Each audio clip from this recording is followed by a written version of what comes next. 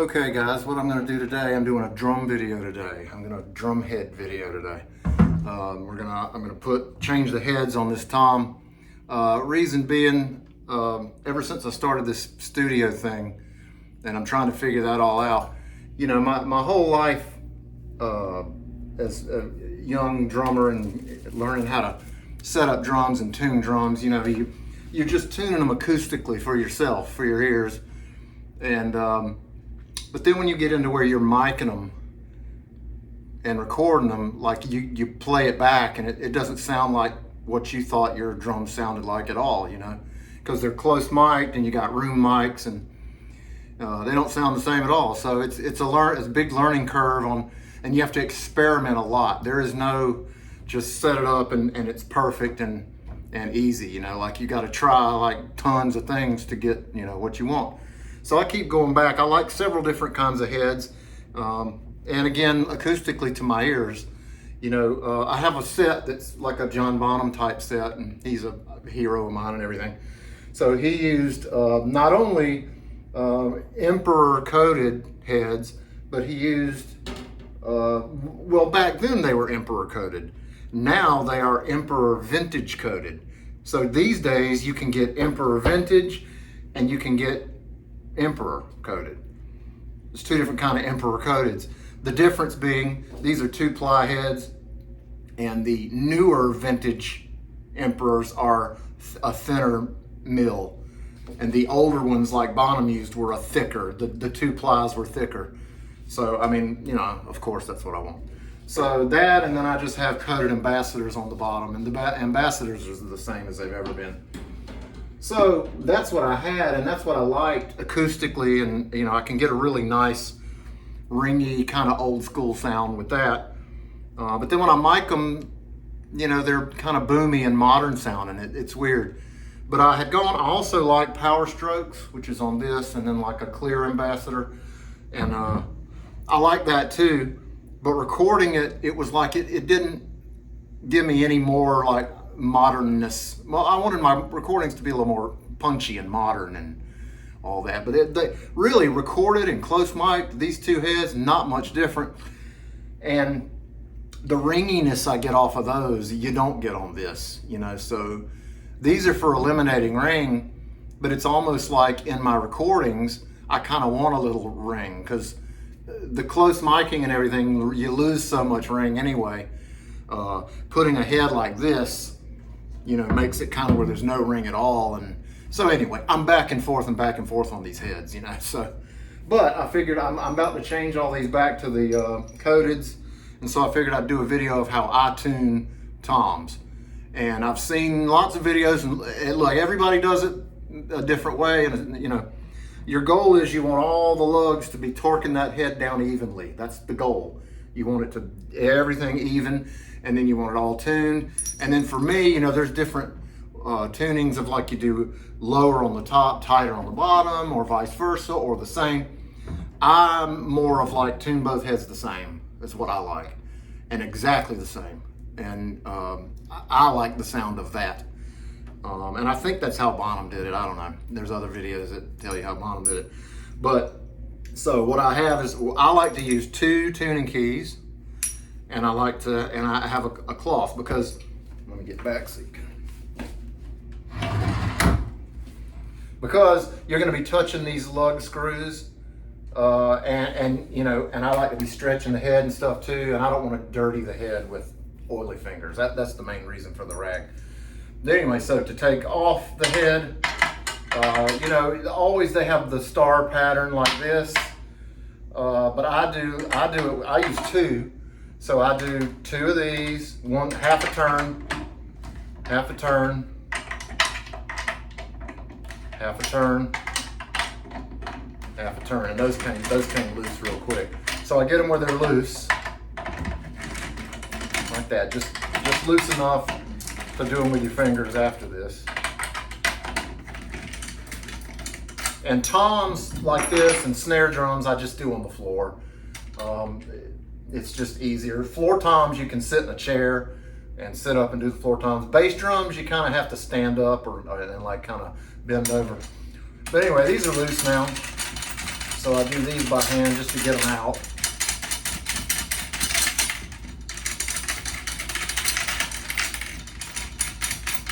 Like that. Now that head is off. And so we will put the batter head on. This is the batter head.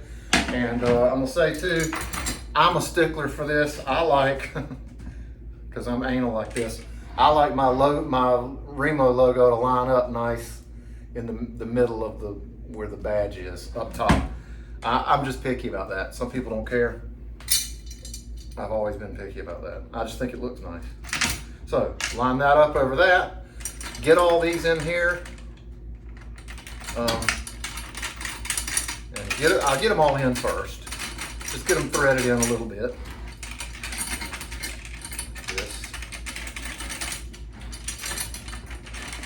Okay, now they're all in. Now I start, I'm using 2 keys, so I'm not doing the here, here, here, here, here, here method, the star kind of pattern. I'm doing like these, and then these, and then I just go clockwise, and these, and then these, and then these, and then these, and then these. And it's easier to kind of think about it like that too. So I do these, and then I do them finger tight. And by finger tight, I mean as tight as I can get those. And I go to the next ones. Tight as I can get them with my fingers. Do the next ones. And the next ones. Now, start back to the original ones, because sometimes they'll get a little loose. Okay, now they are all finger tight. So I get my 2 keys, and at this point, I'm using very little increments. I'm going to use maybe a quarter turn. Do that same pattern, quarter turn, quarter turn, quarter turn. Now we're back to the first set. Do it again, quarter turn,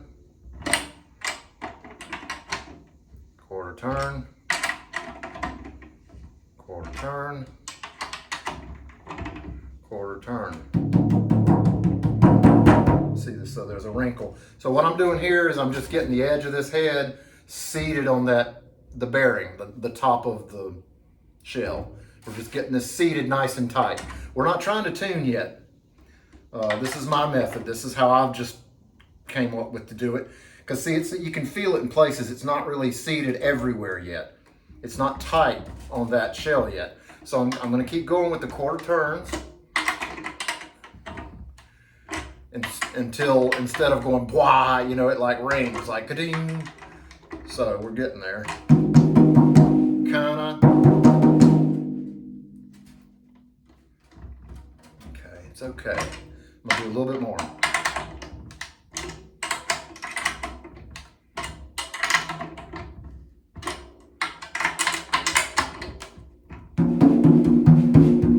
It's okay. And then here's where I take the cloth. You wanna get up for this even. Stretch it. You'll hear it cracking and popping. That's normal. You're not going to break it. You cannot break this head like this unless it was old or something like me. So there. So now what I'm going to do, I do like this, go back down, back down, back down. See, that one already is loose. Back down. Now what I do is this. I back it off until it's completely loose, and then give it just barely tight. And I'll do the next set. Completely loose. Like that. Yeah, completely loose. That was already there. Barely tight. Loose. Barely tight. Now, you need to do this even. Because see, now that it's all seated now. But still, I'm going to make sure. Go back to the first set. Completely loose. See? Barely tight at all. Completely loose. Barely tight at all. Completely loose. Barely tight. Completely loose. Barely tight. Now is when I will apply attention to all of them evenly. That's the last time I'm going to do that part of it. So here we go. I'm gonna go slow again, quarter turn. Quarter turn. Quarter turn. Quarter turn. And I can hear they're not even, but we're gonna fix that later. So I'm gonna do another quarter turn. Quarter turn. Every time I'm doing just a little quarter turn there.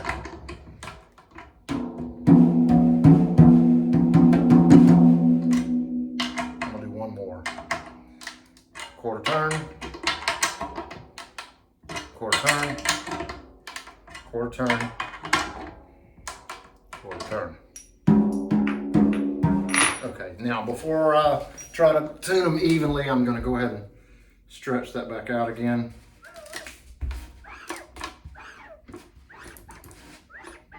Okay. Now at this point, you're using your ears because you want to hear. And what I find is, like, whatever the pitch is at this lug, it is going to be even to the one across from it. You'll notice that. They'll be the same. So if you find one that's not the same as that one, so you hear that, I don't know if you can hear that on this, but that one's higher. But see, this one's lower, but adjacent from it here, it'll be the same. Like whatever that one's pitch is, that one's pitch will be. I don't know why that is, but it is. So I have identified these two are kind of the same. That one's close too. These two right here are noticeably lower than the rest of them. So what I will do now, I'll just take that side and go up some. Only that side, see? And again, get a little stretch. Okay, so.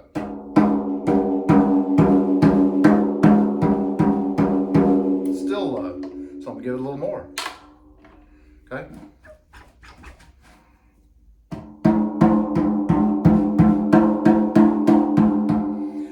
So I'm gonna go down on those other ones a little because they're staying high.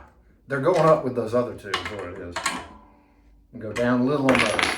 Because this one and this one were kind of even, and they were both kind of higher than these sides. Okay, you heard it crack? That's it, kind of leveling out, evening out. Okay.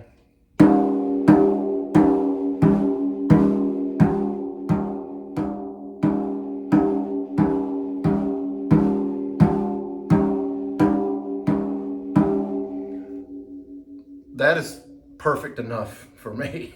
And I've stretched it. So, I mean, if you know, because you could get it perfect, but if you don't do that stretch part, and I mean, really, when you're doing your final stretching, you're gonna really make it pop and crack because you want that. So now, hear it again.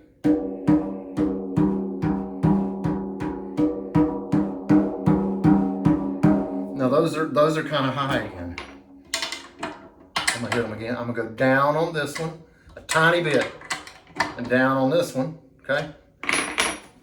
And get up again and stretch it again. Okay.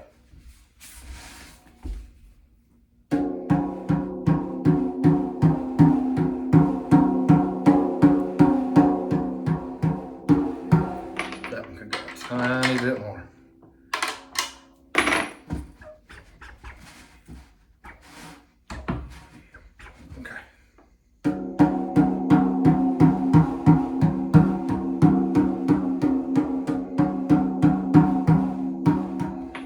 Tiny bit more up. You want to get all these to match. You want the pitch. See, there's eight lugs on this drum. You want the pitch. You just tap at each lug. You want the pitch at each lug to be the same. And like I said, whatever the tone of this one here is, the one across from it is the same. I don't know why that is, but it is. But you know, since it's the same, I mean, I'm using two keys anyway. So if I need that one to go up, I just tighten them up. But so just tighten ones up, tighten them down a little, stretch every time. I'm not trying to tune any of these drums to any particular pitch. You know, I don't have like a pitch harmonica and I'm trying to tune it to a note. That's not how I tune drums.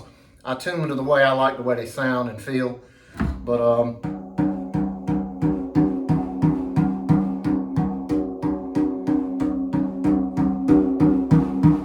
those are all perfect. That's perfect. And I can tell by the tightness of it, that's a tightness, the drum is going to be at a tone that I'm gonna like. You got to do it for you. And when it comes to toms and floor toms and everything, I don't use muffling. You know, there's all kinds of ways to do that. And you can, you know, these kind of heads like Power Strokes or Pinstripes and things, they're real muffly anyway. I mean, I really only use Remo. You know, there's Evans and all kinds of heads, and they got all kind of systems for, but you know, the Power Stroke is kind of a ambassador really weight head, but then it's got this ring on the inside that muffles the ring of it. And so these are real damp, you know, kind of boomy, punchy heads. You can use this, you can use those moon gels that you stick on if you like that.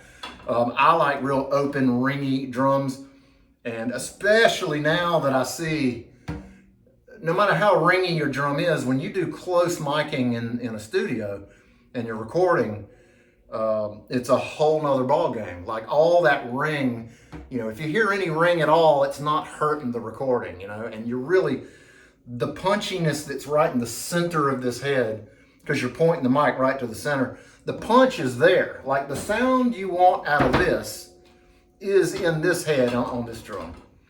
It's just in the middle, and you're gonna hear all this ring on the outside, right? But in the recording, the ring is, I like it. It adds a little bit of fullness to the sound. This, so far in the little bit of recording I've been doing and experimenting, this gives you one kind of poof, like one punch and nothing else. And it's boomy and it's got a lot of low end and bass to it. These, you kind of get most of that too. Maybe not quite as much, I don't know. But you get some ring too, and I like that. And I don't know if there's anything else I want to mention. But so to save time and not make this video any longer, what I'm going to do next is I'm going to put this coated ambassador on the bottom of this drum. I'm going to do the same thing you saw me do here. But what I'm going to do is, what you do is, like when I get to this side, this is just a clear on here right now.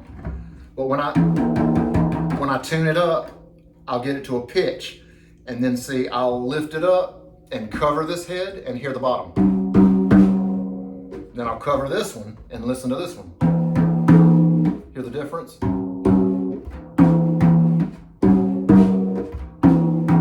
So what I will do now, see this head here is set, it's done and finished.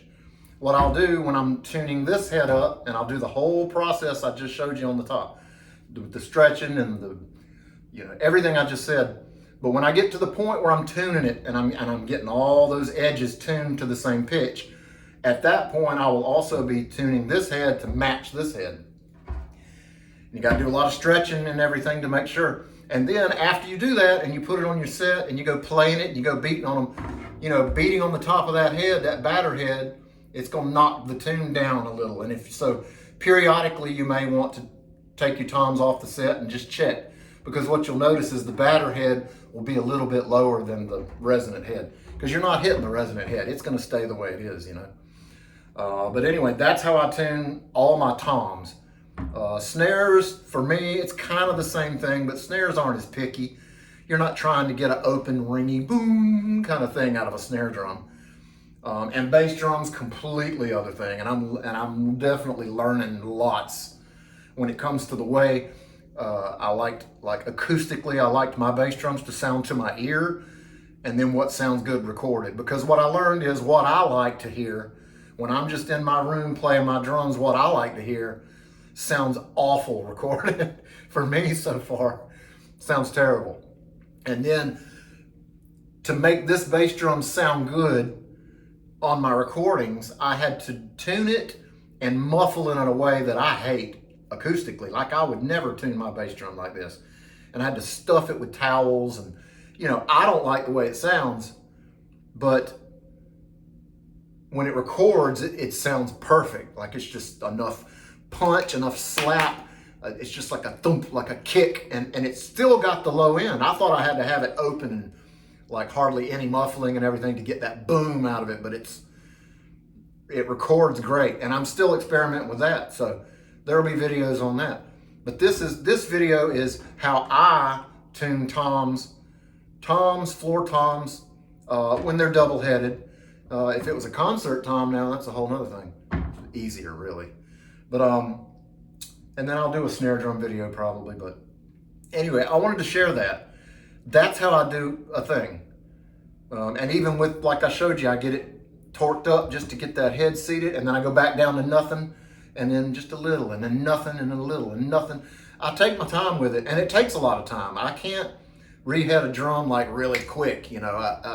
I take my time, and so that, you know, once I get it done, it is perfectly.